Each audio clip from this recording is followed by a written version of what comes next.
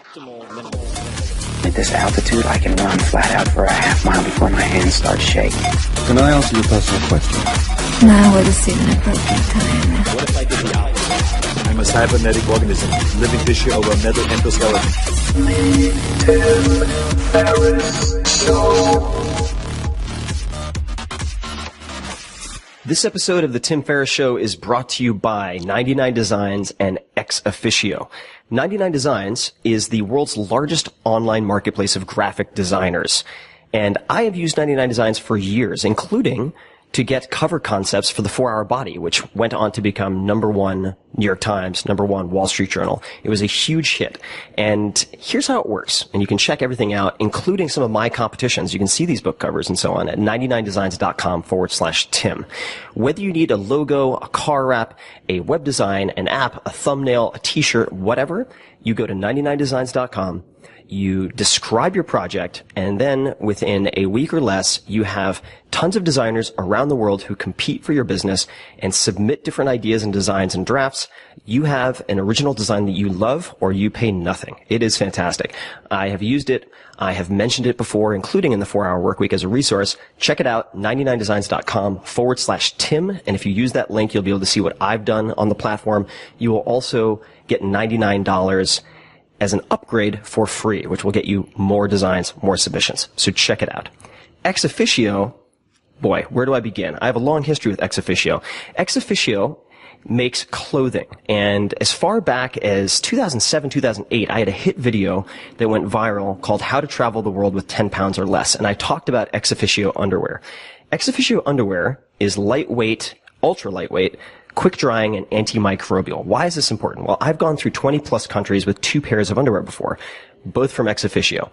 And I'm not alone in this. This might sound crazy, but a lot of executives, for instance, will take this underwear, they'll wash it in the sink or somewhere else, roll it up in a towel like a burrito, step on it, and a few hours later, they are completely dry, completely clean. You don't have to just have 2, and yes, they have to be comfortable for all-day wear, but check out their clothing as well as their underwear. You can go to exofficio.com/Tim. That's exofficio.com/Tim, and you can see this video, which has a bunch of other packing tips, but this underwear, this clothing is not just for the gents. Ladies, you have choices too. And they really have an incredible collection of high quality products that I've used for almost 10 years now. So check them out, exofficio.com/Tim. Malakilikimaka is the thing to say on a bright Hawaiian Christmas day. Oh, Jesus, I didn't see you there. Hi, everybody. This is Tim Ferriss, and welcome to another episode of The Tim Ferriss Show.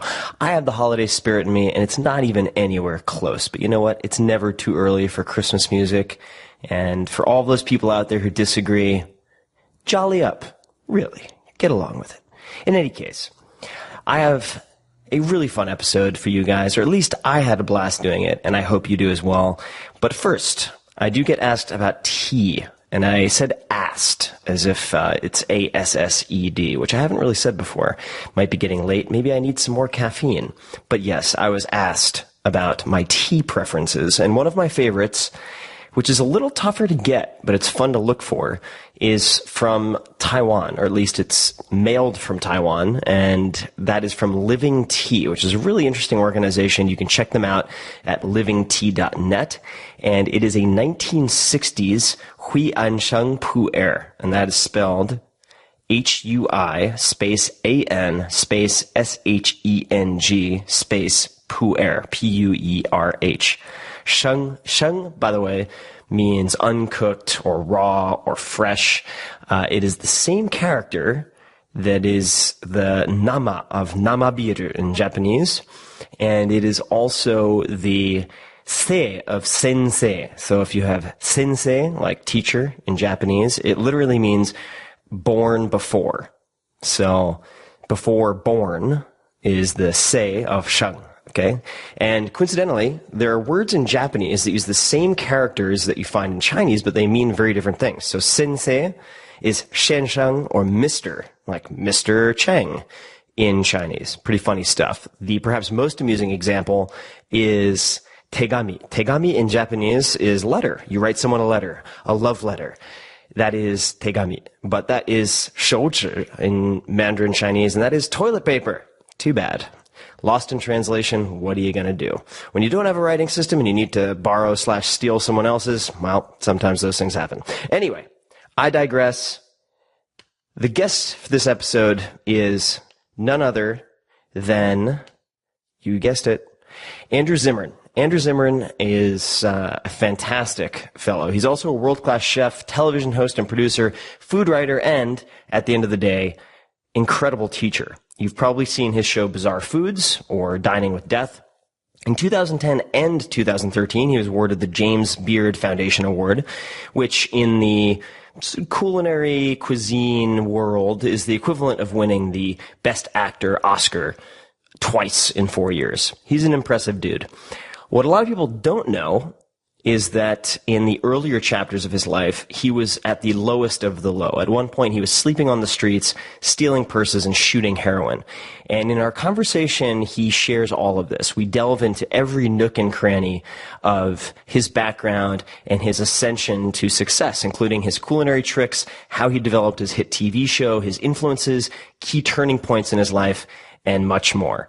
This was a very fun interview to do. Andrew is a pro. He's really good at this type of interview or conversation. He's an enthusiastic guy, and I hope you enjoy it as much as I did. So without further ado, please meet Andrew Zimmern. Welcome, ladies and gentlemen. This is Tim Ferriss, and welcome to another episode of The Tim Ferriss Show. I'm very excited to have Andrew Zimmern with us. Andrew, it's so nice to have you on the phone. Thank you very much, Tim. Good to talk to you.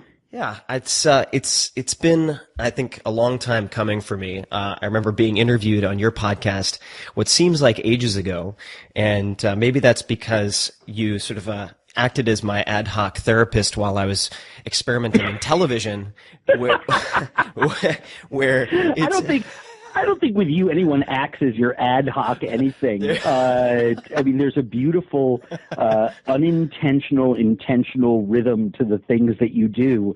And I just, I mean, over the last couple of years, we've become friends. Mm-hmm. And it's what people do for each other. I like to think I always remain teachable, and at the core of your stuff, that's sort of what I take from it in its broadest possible sense. And so I think it's doubly charming that you actually practice what you preach.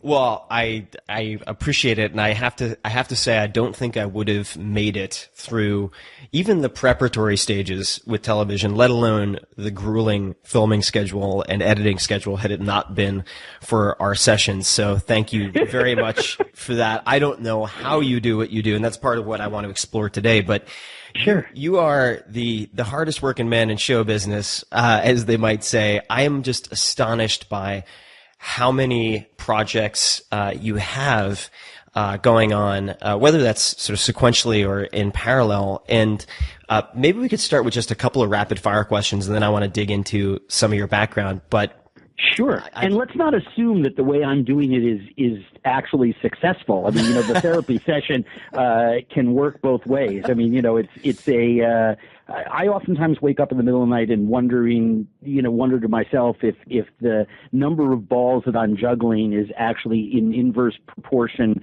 to my ability to make some of those balls bigger. Yeah, I visualize that. Yeah, no, I was thinking of that and then the plate spinning, and I think of course. Both of them are very appropriate. But you've had some huge successes, and of course, there's a lot behind the scenes that people don't see. But I guess just to start off, and these are in no particular order, but when you were starting to conceive of Bizarre Foods, sure. What shows did you look to as inspiration or from which you wanted to pull elements? Like, what were the models that you had in mind, if any, or what were you looking to draw from? No. I definitely did. I grew up watching Great Chefs of Europe on PBS, the first Great Chef series. And I loved the intensity of that and the attention to detail and the focus on the food. Mm-hmm. I morphed a little bit into, at one point in my TV watching, as I was sort of looking at things that I wanted to pay attention to the sort of the smartness of what Michael Palin was doing. Mm-hmm. You know, I saw, you know, I'm from New York, so when someone says, "What do you like?" I answer that by saying, "Well, I'll tell you what I don't like." And what I didn't like was, you know, the sort of old school late 80s Rick Steves, Celtic canned music, watching him walk across the cliffs of Dover, getting bigger and bigger and bigger in the frame, and then breathing and sighing and looking out over the ocean, and then saying something to the effect of, you know, "A lovely day's walk, and now on to the village." It just seemed to me that I wanted the smartness of Michael Palin. I wanted the attention to detail of some of those early food shows like Great Chefs. And I wanted to make sure that whatever I was doing was within my unique ability to deliver. I always thought that, you know, I mean, obviously Rick Steves is an expert on travel and has been everywhere and a legend in the business and pioneered, and without folks like him, folks like me don't have a job. There's probably not even a travel channel, actually. But at the end of the day, I thought that anybody could have stood there and said what he said. You know, you could have paid an actor to deliver those lines and nobody would have been the wiser. I wanted to do things that were more what we now call docu-follow. And I put all those sort of things together. I also had, you know, there was a bit of a Trojan horse involved in my show pitching. I wanted to make a show that allowed me a platform to talk about patience, tolerance, and understanding in the world. I wanted to change the tone of our national conversation away from the things that we don't have in common towards the things that we do have in common. I wanted to make a show that railed against the vile human frailty of contempt prior to investigation. And so if you go and you pitch that and then sort of launch into this sort of travel food idea, everyone shows you the door. So I basically tried to sell a food culture show with a hook, stories from the fringe that ended up being called Bizarre. The original title for it was called Chew on This. But Eric Schlosser, one of his books, one of the children's versions of one of his books was called that. And I very much, you know, snuck a show in the door knowing that if it was successful, I'd get leverage. I'd be able to sort of morph the show into what it sort of is today. It's taken me, you know, 200 shows and 8 seasons, 9 seasons. But I think the last couple of years we really have done a fantastic job of representing cultural storytelling through food in the right way. And I'm looking at some notes that I took down after one of our first therapy sessions in my direction, and I found a lot of it so helpful. And one of the recommendations was, and I'm paraphrasing, of course, but it's the most important thing is to be you, not your interactor, and being yourself and keeping it within your area of expertise. And the line that really stuck with me was, you know, how episode 1 is how you're going to have to be. So episode 1, moment 1. Yeah. So if you really, I mean, you can never take that back. I mean, I think there were a whole bunch of things involved in there, and to tell people sort of the larger part of the story and have it make sense to them was that after a gazillion successes in many different areas, you know, you had the opportunity to expand your brand in major cable, and it's a whole different skill set, it's a whole different set of muscles, you know. Yeah. And you and I talked many times, you know, sometimes late at night and from continents, you know, far, far away about, you know, how to approach this kind of work and how to make it successful. And I think I told you the story of the first episode 1, show 1. It actually was the pilot. I went to the Asadachi, which is a restaurant in Tokyo. The translation for the restaurant name means morning erection, and it's true. And it's a getemono bar, the kind of place where businessmen close deals and drink a lot.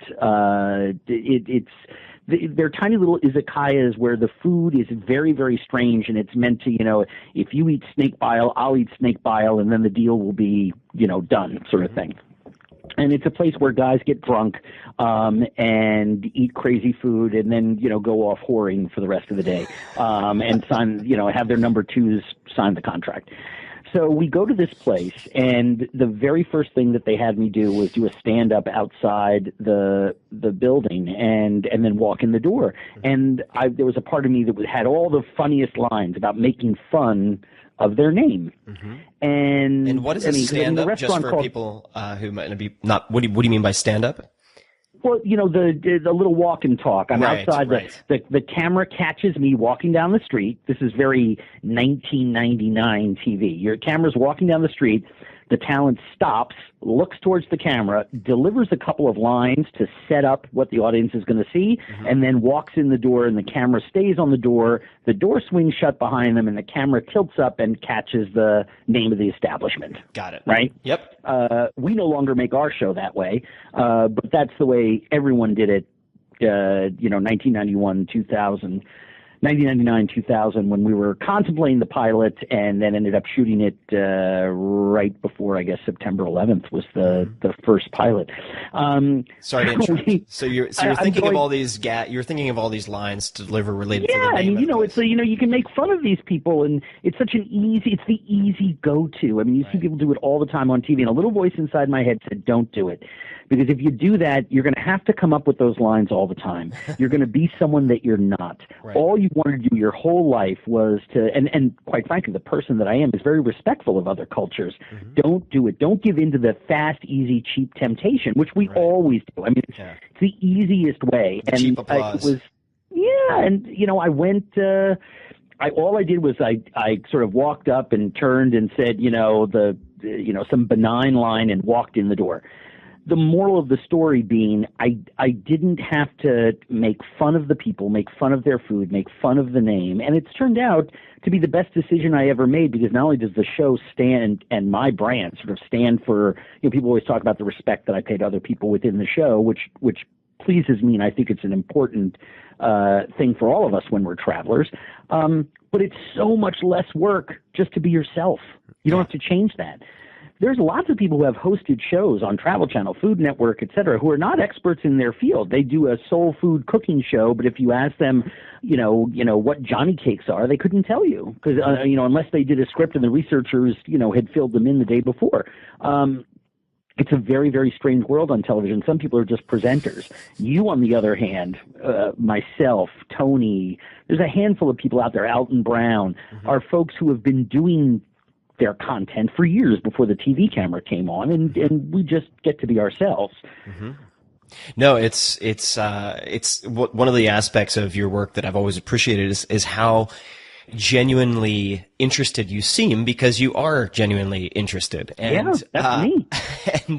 And just as a side note, I have a buddy who's runs a bunch of restaurants and does a lot of a few of his companies do a lot of catering. And at one point they had one of the most famous Italian chef personalities on TV hosting an event, and they called this chef's assistant and asked for her meatball recipe, and they said, "What meatball recipe?" Right. And it just was such a eye-opening, sort of jaw-dropping experience for this guy.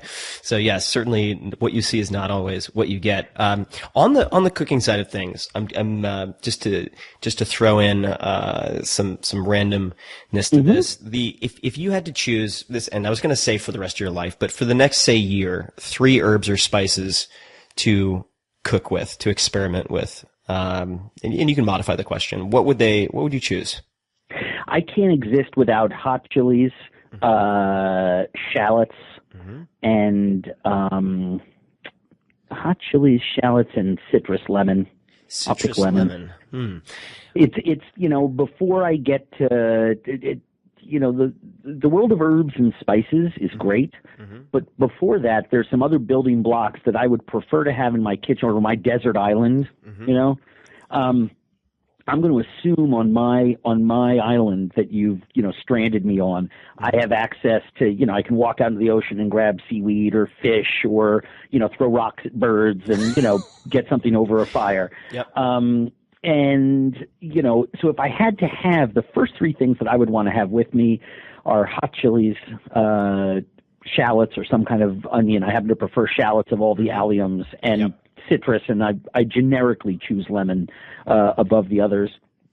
with those things, I can do everything. If I, sure, I could, pick, cumin or cilantro or basil or, things like that, but it's a fairly limited use. Right. With the lemon chilies and an allium or shallot, I can do anything, and I can do, ceaseless variations on them, and I can cure, and the variety of flavor combinations and techniques that I can use with those give me the most variety, so I wouldn't be so bored. Maybe I'm overthinking the question, but that's my gut instinct, is to go with those. No, you're not overthinking it at all. And I love asking this question because, I'm still consider myself a novice cook, certainly, but in doing research for the 4-Hour Chef, that the citrus really blew my mind when I think I either read or had someone say to me, I use citrus the way a lot of people use salt. And I was like, Absolutely. That's a really interesting way to think about it. Well, salt's an acid, and citrus is an acid, and there's an incredible amount of acid in all the alliums. There's an incredible amount of acid in all of the chilies, and it's no secret as to why those things are food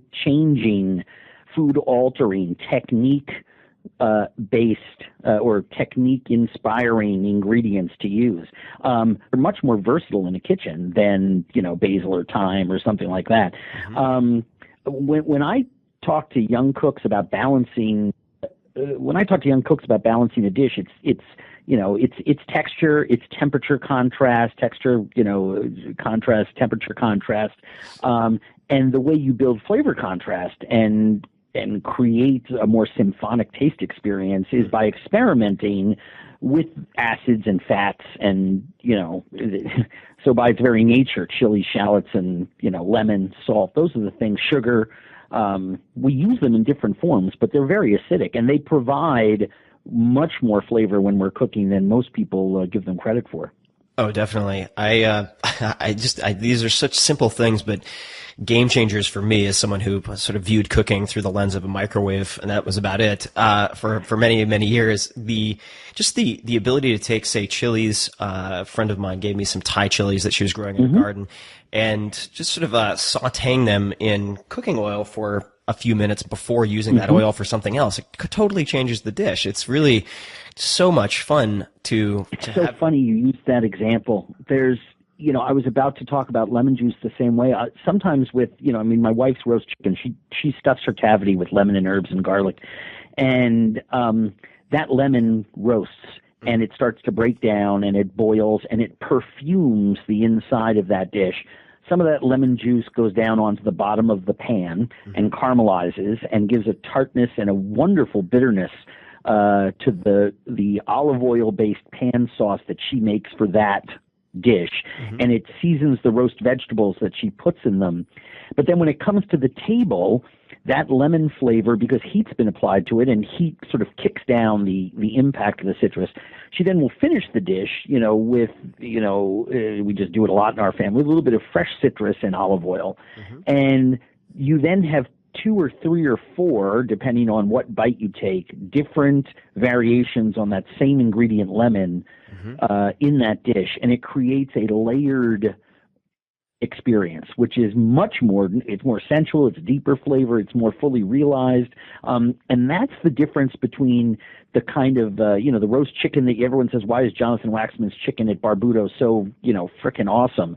And it's because even though it just looks like roast chicken with a little bit of sea salt and a salsa verde drizzled over some of the pieces, there's so much different seasoning at different times in that dish that you are taking in a much broader symphonic taste experience than the looks of the dish would tell you exists.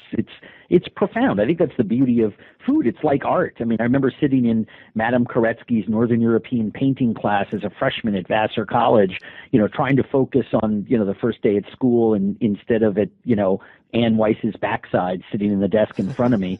And, she put a picture up on the wall, and the picture was, some, 16th century Northern European portrait painter. And it was a woman standing at a window. There was a table in front of her with a bowl of fruit, and it was a sunny day outside through the window. And she said, everyone write down what you see and know about this painting. And everyone wrote down the same 10 things that were in there. There's a dog. She's wearing a blue dress. There's a bowl of fruit on the table. And Madame Koretsky then spent the next 45 minutes detailing what Flemish life was like in the late 16th century based only on what she saw in the painting because, there was a banana in the bowl of fruit and a pineapple, but those don't grow in Holland. So she, these people were wealthy. They were traders. There was symbolism, but there were also, she approached it like Sherlock Holmes. And, I learned that day that, because I was also cooking a lot at the time, it reminded me of what a lot of chefs were saying and what my dad would tell me when we were sitting when I was 8 years old in a little sleepy, brasserie in Les Halles in Paris, picking bigorneau with a big, silver metal toothpick. And I began to realize that I could tell stories about life through food. And I now describe it as being able to talk and tell about the history of a people and a culture by staring into a bowl of soup. But it really is the same thing. You can deduce so much about food and in its preparation and in talking it through with people about where concerns are. Just the way we're sort of geekishly talking about lemon, I think, underlines and underscores the fact that, today in America, we fetishize food in a way that is greater and deeper and probably, it has a lot of negative impact as well as positive, but we fetishize it in a way that has never been done before in the history of the world about any sort of cultural meme. I can't think of a one. Yeah. No, I agree. I want to explore that a bit, but before we do, shallots. All right, so shallots. I'm a big fan of shallots. I've met quite a few chefs who are also big fans of shallots. Is it possible for a novice chef to use shallots well without having very good knife skills? I think that yes. It is. Okay, I would love for you to elaborate because that's always been for me, and I consider my knife skills pretty decent, but it's still been challenging for me. How so? It's in a recipe that requires them to be minced or sliced thin? Yeah, exactly. Which most of the recipes that I've come across seem to require that. So I'd love for you to, and I can do it, but it's not my favorite. It's not my favorite work. It's not my favorite prep work to do. Well, there's two issues at hand. One is how to use a shallot and what's required of it, despite what a certain recipe will tell you. And the other one is your knife skills in particular. Right. And you're no different than any other person who loves to cook and wants to get better. And if you loved golf and you were playing golf all the time and you told your friends, God, my putting just isn't great, they'd look at you and say, how do you do on the putting green? And you'd say, I don't go to the putting green. And they'd laugh at you. Right.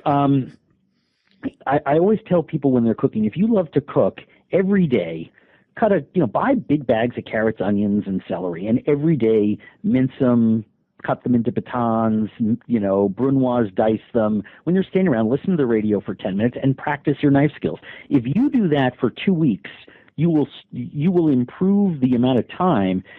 And gosh, don't I know how much you love saving time.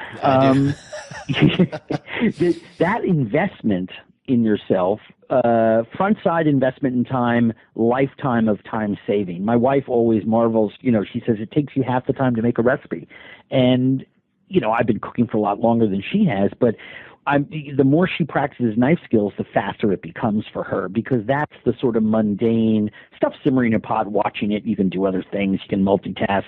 I think at the end of the day, it's assembling your ingredients and your mise en place. So some of that is knife skills. Some of that is how you organize your kitchen. There's a lot of things that you can do to, speed things up, but practice is something that helps. The second thing is, might be equipment. I'm just going to assume with as many, food geek friends as you have that you have the right knife for yourself. But I use a short chef's knife, usually about 8 inches, as my handy sort of go-to knife, and I use a thin-bladed one so that I can use the front of it choking up to cut small things, and I can rock it and chop it using the back 3/4 of it if need be, and I can even choke up and tourné a mushroom if I need to, but I can do almost everything with that one knife. Then the third issue for this really becomes, the mythology of food and why we believe certain people when they tell us we have to do a certain thing. To a large degree, you do a lot of myth busting, and you find out that in reading all your stuff, there's always something that is perceived to be a truth that it turns out once you investigate it and you talk about it with other experts, it turns out you don't need to go from A to B to C to D to get to point E. Sometimes you do. oftentimes you can just go A to B, and if you do B really well or do B differently, you don't need C and D at all. You arrive at E. And I don't think there's anything wrong with people using a Ben Renner or a mandolin, some of those vegetable slicers, right, where you put the blade on a thin setting and you can shave that shallot into tiny little pieces. There's nothing wrong with using that. Stack up those slices and then rock your knife across it a couple times, and you'll have a micro dice that would rival anything that Masahiro Morimoto can create. My wife reads recipes, and I'll see her doing something. I say, "Why are you cutting the shallot that way, or why are you cutting the carrot that way?" She goes, "Oh, it says so." And I read the recipe. I'm like, "Well, there's no need. You can just peel them and leave them whole in the oven. If you slice them into little coins, they're just going to disappear in the pan." A lot of times recipes, except from a very small handful of culinarians, are not as exacting as they should be. And when they are exacting, they're giving you unnecessary information that I think creates a lot of unnecessary busy work. Oh, definitely. One thing that blew me away, this just blew my mind, is how poorly most recipes perform when you have a half a dozen people recipe testing them. I could not believe how poorly almost every recipe performed, because I had, for the 4 Hour Chef, I had people in, say, at high altitude, low humidity in Aspen versus people in Georgia or Florida, because I wanted to see how that would affect things. And you would find out that in many cases, somebody would go to a famous restaurant, a writer, and not certainly faulting them for that, take a recipe that is designed for 200 covers, right? So massive quantities of food, and then simply use division to take it down to a serving for 2 or 4 people. And man, a lot of it just didn't make any sense at all. No, it's nice to hear you say that. And also, as a piece of trivia, I'm not sure if the brand talks about it, but so the Benriner, the benni means convenient in Japanese. That's why it's called that. And it's a hell of a device, man. You got to watch your fingers. But yeah, it's well, you do, but you also learn to leave the tails on your shallot and hold on to that. And then at the very end, I mean, you're not handling rock cocaine. I mean, it's a shallot. I mean, that last little quarter inch, just throw it away. Right. It's amazing to me that. A lot of people knock Martha Stewart. They knock magazine recipes, whether it's, Rachel Ray's or, even Food and Wine, the magazine I write for. The biggest folks in the business usually write the most exacting recipes because their audience is very quick to turn on them if things don't work out. When I look at recipes and suggest them for my wife, and she says, "Oh, it's a great recipe for pound cake," and we go on the internet and there's 20 recipes for pound cake, I go with the one that even describes to a quarter of an inch the size of the pan. Because if someone is describing that level of detail, you know that they've gone through it. The person who writes a recipe that says, grease a cake pan, they haven't made it. It's a tip-off right away that something is wrong. Definitely. It reminds me a lot of the David Lee Roth anecdote about I think it was the brown M&Ms. He wanted to have all the brown M&Ms removed from the M&Ms that would be in the trailer waiting for him because and that was not, I mean, he's a crazy person, but aside from that, it was, at least anecdotally, to ensure that the people managing the tour would read that level of detail in the contract, and that if they didn't catch that, there would be other more substantial things, equipment-related, setup-related, that they would also miss, and therefore that was the litmus test to see if they would catch that type of detail. And I agree with you. Get a medium-sized saucepan. What does that mean exactly to a novice? Exactly. So to shift gears just a little bit, you went to a great school, Vassar, traveled, it sounds like, as a child or a young man to Paris. And so. Yeah, my dad was in the international advertising business. So when I was, 6 years old, I started going to Europe 3 or 4 times a year, mostly with him, sometimes just for 3 or 4 days at a time. And it was, I'm a paler version of him. He loved to eat and travel and drink and told stories in a day where you needed to command a dining room table with great storytelling if you if you were kind of that person that took up space the way my dad did. I mean, he was a great taker-upper of space wherever he was. You knew he was there. And I think it paints a picture, it might paint a picture for people who aren't familiar with all of your background, that you had a hockey stick-like career, very few bumps in the road, from start to finish, just this straight ascension to the TV star that you are today. But one thing that I noticed, and I'm embarrassed I didn't know this earlier, is it seems like you were homeless for a period of time, and I was hoping that you could comment. Oh, on I was that. a fucking mess. Yeah. I mean, I grew up in a very idyllic surrounding. I had every opportunity and every advantage that a kid could have. I grew up in New York in the 60s. My dad ran a big ad agency. It was a privileged lifestyle. We had more than one home. We had more than one car. I went to a hoity-toity private school. I went to 2 months of summer camp in Maine. But at the same time, my parents divorced. My dad, when he left, when he and my mom separated, there was a lot of curiosity as to why, because there wasn't fighting in our house. There wasn't anything unusual. My dad was coming to grips with, his own, sexuality and sexual preferences, and, thank God, was true to himself and found love with my stepfather, and they were together as partners for 46 years and married for the last year. Because the state of Maine, where they moved, finally passed a Marriage Equality Act. But it was a big struggle, and it was really impactful, for a 6-year-old in 1967. It was a different world than it was today. And so, my mom had an operation in a hospital to get a appendix scar removed in 74 when the bikini lines went down. And ended up they gave her the wrong anesthesia and surgery. She was in a coma for a year, hospitals for 3 or 4 years. She was never the same when she got out of them. And I was sort of raised in an empty house, by a bunch of handlers who made sure I got to school in the morning. And, I saw my dad on weekends, and my stepdad. They were together by that point. And, I was sort of the ultimate latchkey kid, and I didn't have a lot of direction, and I was really pretty miserable and didn't know it. And I found drugs and alcohol at a very young age, 13, and the moment I got high for the first time, I felt like a raindrop entering the river. I felt like I had just unlocked the mystery to life. For the first time in my limited number of years on the planet, I felt comfortable in my own skin. And I had a really horrible disease called Moore.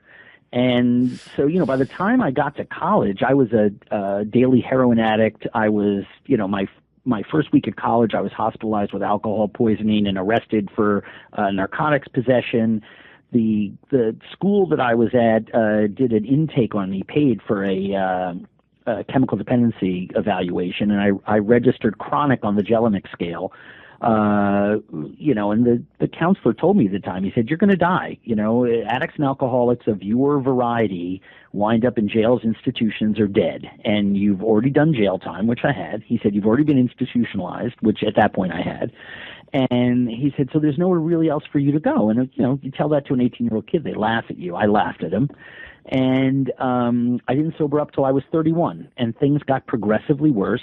Alcoholism and drug addiction is a progressive illness. It got worse every single day of my life from that point forward.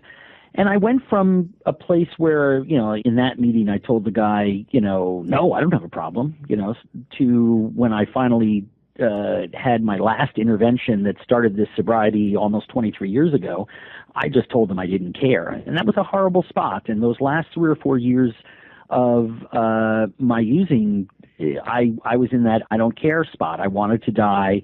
I lost my apartment. The sheriff of New York evicted me. I was sleeping in an abandoned building on a pile of old clothes that I tossed a bottle of Comet cleanser around every night before I went to bed to keep the rats and roaches off of me when I passed out. I stole purses on streets. I mean, I was a mess, and it's really sad. Most people just see the face of addiction as that person.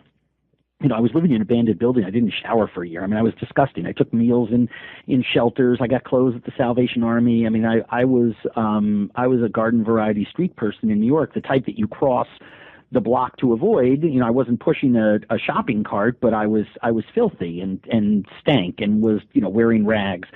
And ultimately, I went into a hotel to try to drink myself to death. It didn't work. I had a moment of clarity for the first time in a 15-year period and called a friend and asked for help. And 2 days later, I tried to talk him out of that help, of course, once he gave it. Like any alcoholic, I asked for someone to throw me a life preserver, and then I tossed it back at him because I didn't like the color orange. And I immediately was, sent to beautiful Center City, Minnesota, to a treatment center called Hazelden, and which is how I wound up in Minnesota. I always wondered. A born and bred New Yorker. And, I had a couple friends who had come through. Why am I lying to you? Half of my high school went through Hazelden. We all went right from, Studio 54 together to treatment together. And I was, my friends told me, they said, you have nothing to go back home for. You've never been able to make your life really work. I'd been successful in the restaurant business in New York, and I'd done a lot in a career because I was talented. I was the guy that could put out 500 plates of, poached eggs at brunch in a busy, Central Park West restaurant. I could stand there and sling it on the line in a 3-star Michelin restaurant in New York. And in those days, they didn't have a Michelin guide there, but you get the drift. I worked in those kinds of places with those kinds of chefs.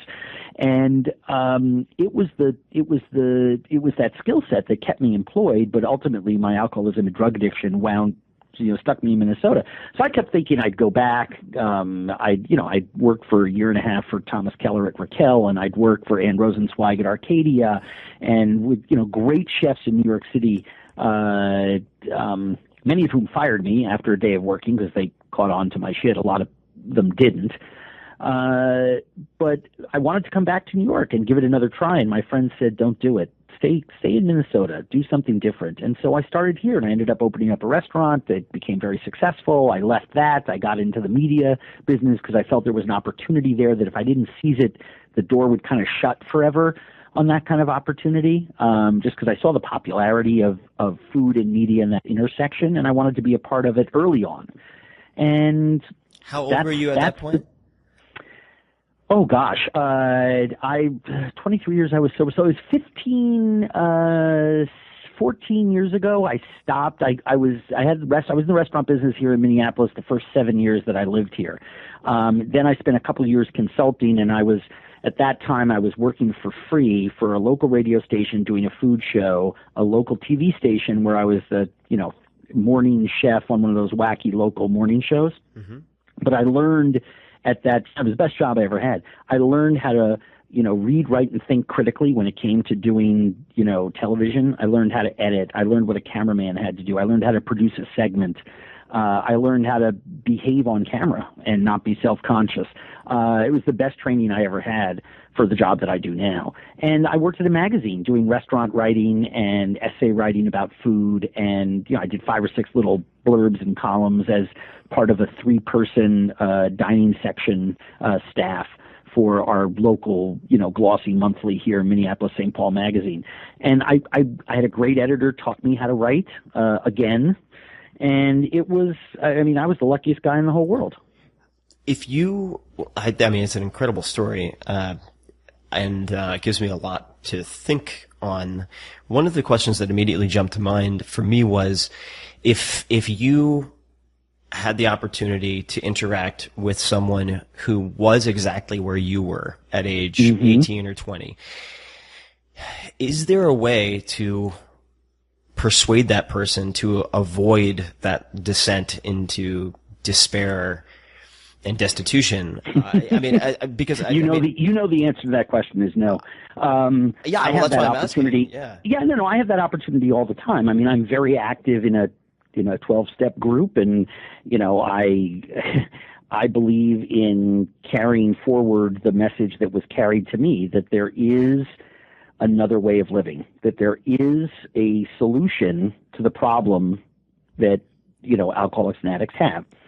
The bigger issue with the question that you pose is that alcoholism and drug addiction has a major component, in fact, the defining component of those diseases, and it is a disease, despite what Gene Simmons says, it is a disease, and it's one of its defining characteristics is that it sends your brain a message that tells you you do not have a disease. If someone tells you you have cancer and there's a chance you're going to die from it unless you do something, not only do people jump to help you, but you jump to help yourself. Yes, there's a handful of, I have had friends, parents who have gotten bad news at the end of their life and said, something, I'm not going to pursue wellness. I've had 2 hip replacements. I'm done. I'm 90 years old. Let's pursue a different way. But for the most part, people seek help. With alcoholism and drug addiction, the first time anybody tells you, hey, dude, you've got a problem, you can't stop. It's a compulsion. It's an allergy. It is defined by its strange mental blank spots that tell you you don't have a problem. That's the tough thing. I wish all it took was a good conversation and that nodding realization, but I can't tell you how many people sat at the end of my bed, metaphorically speaking, told me what my problem was, told me there was a solution. Be abstinent, go to meetings, talk to other people, get help, do the opposite of the things your brain is telling you. Every version of that conversation, I nodded my head every time and said, absolutely, I'm going to do that. And then I could do it for a day, 2 days, 3 days, and then I'd be right back out there. Sometimes I'd be right back out there 5 minutes later. I got arrested once, and the judge was giving me a big lecture, and I looked up at the judge and I said, F you, Your Honor. And I started screaming at him. And the reason that I was I didn't want to hear what he was saying, but the real reason that I was doing it was I knew that he was going to slam his gavel and throw me back inside to the county jail, which was on the other side of that courthouse door. And inside that county jail were people with dope and booze and all the things that I wanted to get away from me and to quiet that voice in my head and, to not be feeling what I was feeling. And that is sad and tawdry, but it's the truth. I just wanted to get high more than I wanted to sit there and listen to his lecture. No one can tell someone they should quit. Life has a way of, which is the horror of the disease. Life, however, has a way of humbling you. And for me, at a certain point, it wasn't, my parents thought I was dead. I'd lost every job. I was physically ill and disgusting. You list all the things. I couldn't hold a job. I couldn't do anything, couldn't function. I was dying and I wanted to die. And at the end of the day, for the first time ever in my life, I put the cork in the bottle because the last people that in my heart I loved and wanted to respect me walked out the door. At the end of the day, it was their tough love and realizing that I had no more relationships and that I had really lost everything that got me to maybe take someone's advice. And I did it for like 10 minutes. That's all it took. But the very next person that I spoke to posed a question to me that said, essentially said, you don't know the answer to everything in the world. You could walk out that door and get hit by a bus, or you could buy the winning lottery ticket. You don't know. You don't know what life has to offer. And for some reason, that made sense to me at that point and got me one more day and then one more day and one more day. And now I've been sober 23 years. Well, this is something I'd love to explore more. I know you have some time constraints today, but we'll have to do a part 2 at some point. I'd love that. I hope at the very least, and I'll ask maybe 1 or 2 very fast closing questions, but sure.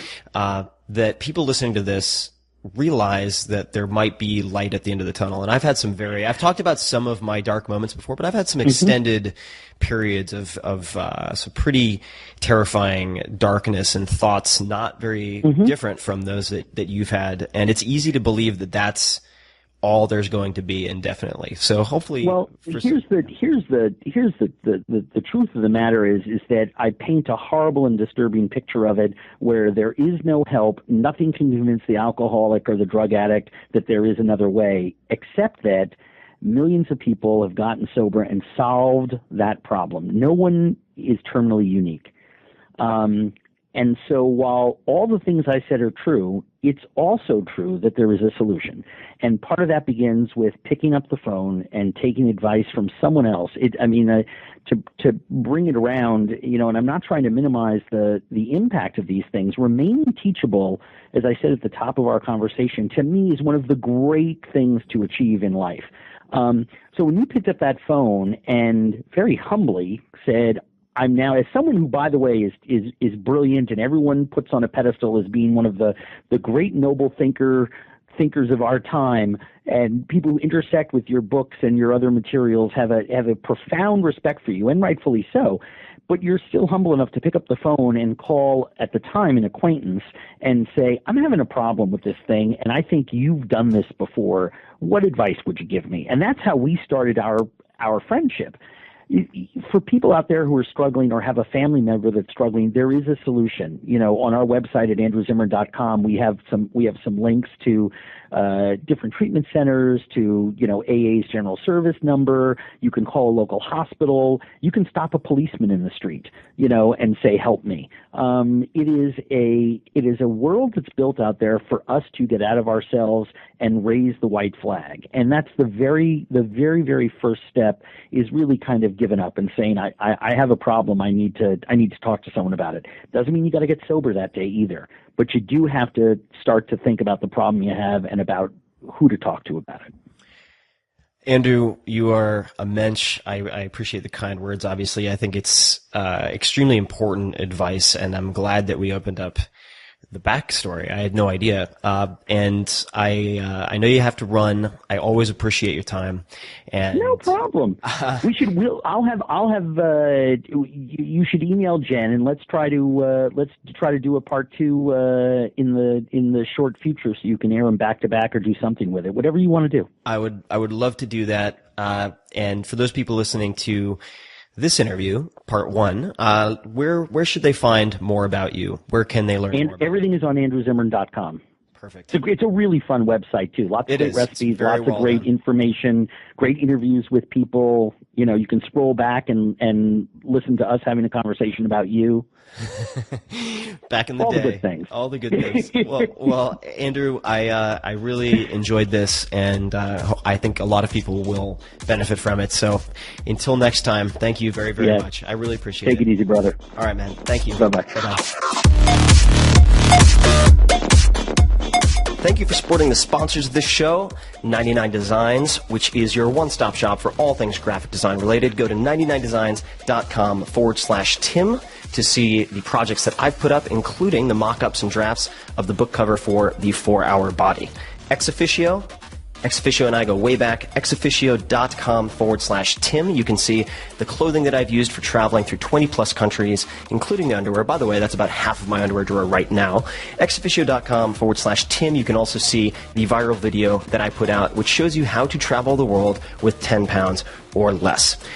As always, you can subscribe to this podcast on iTunes, and you can find all of the links and resources from this episode, as well as every other episode, by going to 4hourworkweek.com/podcast. Spell it all out, or you can go to 4hourworkweek.com and just click on podcast. Feedback, if you have feedback, I would love your thoughts, anything at all, who you'd like to see on this show. Ping me on Twitter at tferriss, that's twitter.com/TFERRISS, or on Facebook at facebook.com/Tim Ferriss with 2 R's and 2 S's. And until next time, thank you for listening.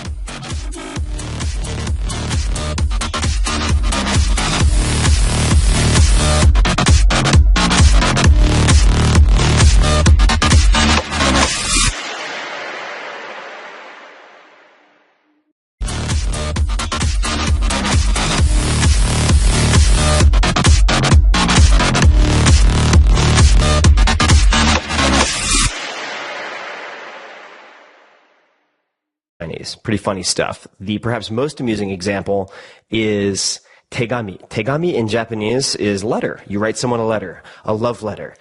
That is tegami. But that is shouji in Mandarin Chinese, and that is toilet paper. Too bad. Lost in translation, what are you going to do? When you don't have a writing system and you need to borrow/steal someone else's, well, sometimes those things happen. Anyway, I digress.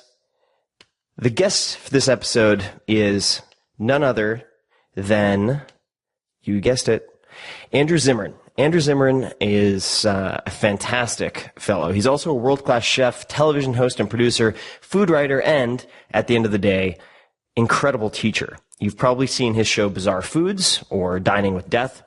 In 2010 and 2013, he was awarded the James Beard Foundation Award, which in the culinary cuisine world is the equivalent of winning the Best Actor Oscar twice in 4 years. He's an impressive dude. What a lot of people don't know is that in the earlier chapters of his life, he was at the lowest of the low. At one point, he was sleeping on the streets, stealing purses, and shooting heroin. And in our conversation, he shares all of this. We delve into every nook and cranny of his background and his ascension to success, including his culinary tricks, how he developed his hit TV show, his influences, key turning points in his life, and much more. This was a very fun interview to do. Andrew is a pro. He's really good at this type of interview or conversation. He's an enthusiastic guy, and I hope you enjoy it as much as I did. So without further ado, please meet Andrew Zimmern. Welcome, ladies and gentlemen. This is Tim Ferriss, and welcome to another episode of The Tim Ferriss Show. I'm very excited to have Andrew Zimmern with us. Andrew, it's so nice to have you on the phone. Thank you very much, Tim. Good to talk to you. Yeah, it's been, I think, a long time coming for me. I remember being interviewed on your podcast what seems like ages ago, and maybe that's because you sort of acted as my ad hoc therapist while I was experimenting in television, where it's...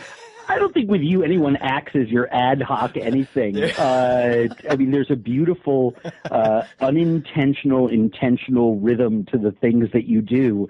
And I just, over the last couple of years, we've become friends. Mm-hmm. And it's what people do for each other. I like to think I always remain teachable, and at the core of your stuff, that's sort of what I take from it in its broadest possible sense. And so I think it's doubly charming that you actually practice what you preach.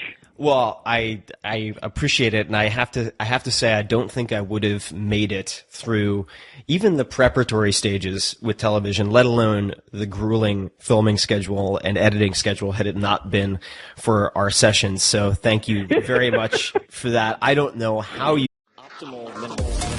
At this altitude, I can run flat out for a half mile before my hands start shaking. Can I ask you a personal question? Now would seem an appropriate time. What if I did the opposite? I'm a cybernetic organism, living tissue over a metal endoskeleton. The Tim Ferriss Show. This episode of The Tim Ferriss Show is brought to you by 99 Designs and Ex Officio. 99 Designs is the world's largest online marketplace of graphic designers. And I have used 99 Designs for years, including to get cover concepts for the 4-Hour Body, which went on to become #1 New York Times, #1 Wall Street Journal. It was a huge hit. And here's how it works. And you can check everything out, including some of my competitions. You can see these book covers and so on at 99designs.com/Tim.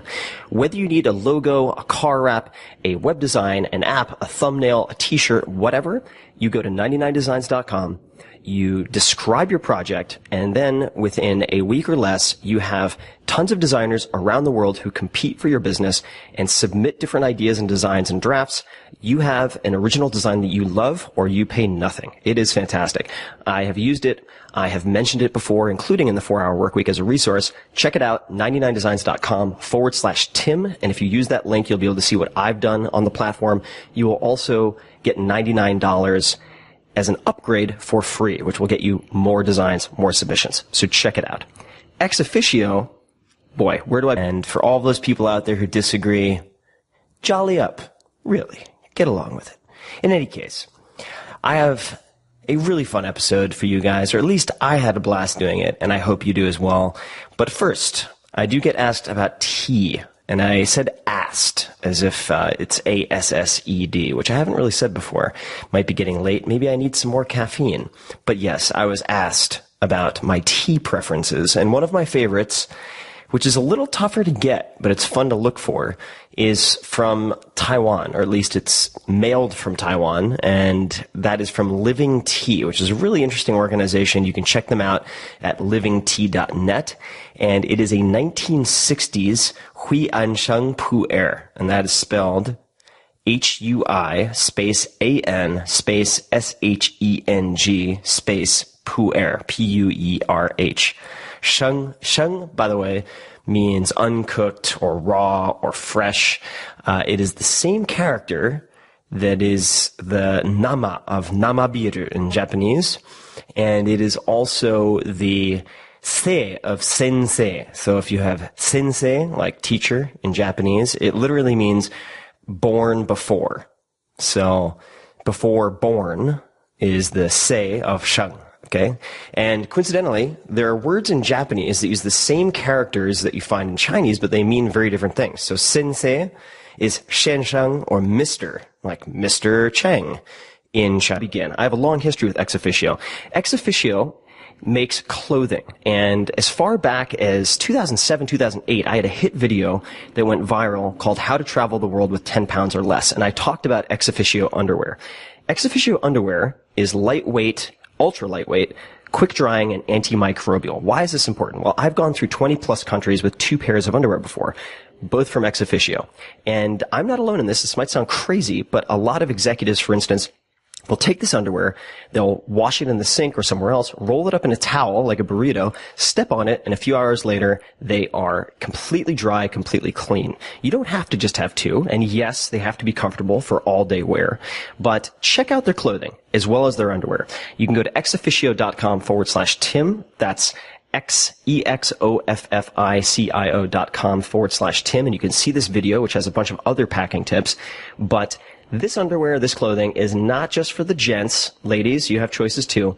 And they really have an incredible collection of high-quality products that I've used for almost 10 years now. So check them out, exofficio.com/Tim. Malakilikimaka is the thing to say on a bright Hawaiian Christmas day. Oh, Jesus, I didn't see you there. Hi, everybody. This is Tim Ferriss, and welcome to another episode of The Tim Ferriss Show. I have the holiday spirit in me, and it's not even anywhere close. But you know what? It's never too early for Christmas music.